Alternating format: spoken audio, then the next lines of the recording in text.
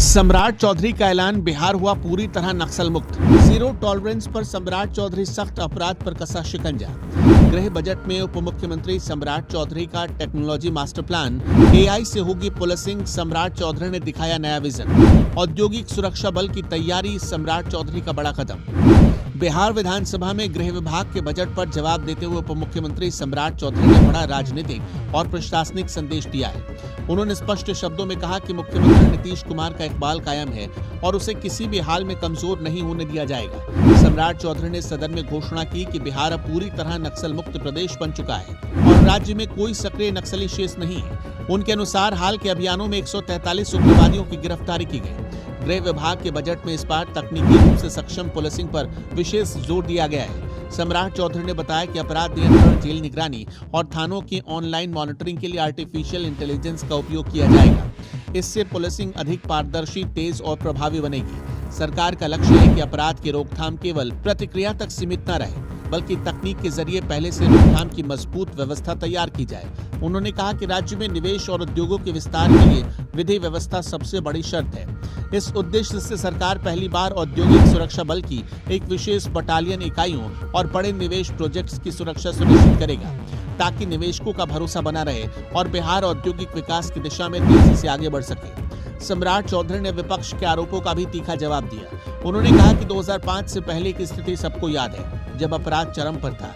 आज स्थिति पूरी तरह बदली हुई है। उन्होंने व्यंग्यात्मक अंदाज में कहा कि बिहार पुलिस का इकबाल ऐसा है कि अब तो हाथी भी पुलिस के डर से बीमार होकर अस्पताल जाना चाहता है।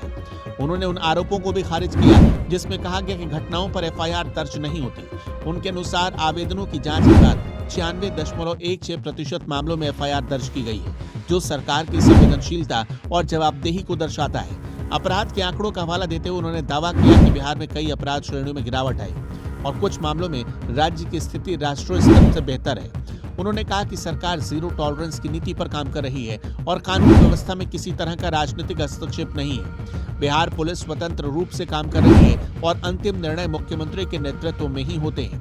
नीट छात्रा प्रकरण का जिक्र करते हुए सम्राट चौधरी ने कहा कि पुलिस ने गंभीरता से कार्रवाई की, लेकिन जनता की मांग पर सरकार ने मामले को सेंट्रल ब्यूरो ऑफ इन्वेस्टिगेशन को सौंप दिया।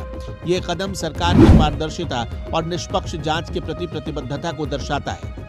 जेल सुधार की दिशा में भी कई महत्वपूर्ण घोषणाएं की गई। सभी जेलों में सीसीटीवी कैमरों के जरिए ऑनलाइन मॉनिटरिंग की व्यवस्था लागू की जाएगी। कैदियों से मिलने आने वालों की निगरानी के लिए भी विशेष व्यवस्था की जा रही है। ई मुलाकात प्रणाली लागू की जाएगी, जिससे मुलाकात की प्रक्रिया पारदर्शी और रिकॉर्ड आधारित होगी। किस कैदी से कौन मिलने आए, इसकी पूरी जानकारी प्रशासन के पास रहेगी। इसके अलावा बिना भौतिक उपस्थिति के भी ट्रायल की व्यवस्था लागू की जाएगी, ताकि मामलों का निपटारा तेजी से हो सके और लंबित मामलों की संख्या घटे।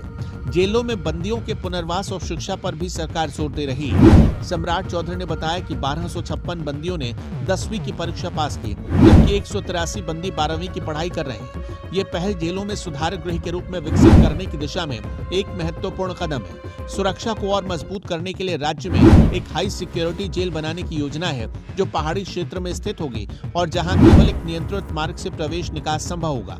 वहां मोबाइल नेटवर्क काम नहीं करेगा और अत्याधुनिक निगरानी प्रणाली होगी। इस जेल में कुख्यात अपराधियों और हिस्ट्री शीटर्स को रखा जाएगा।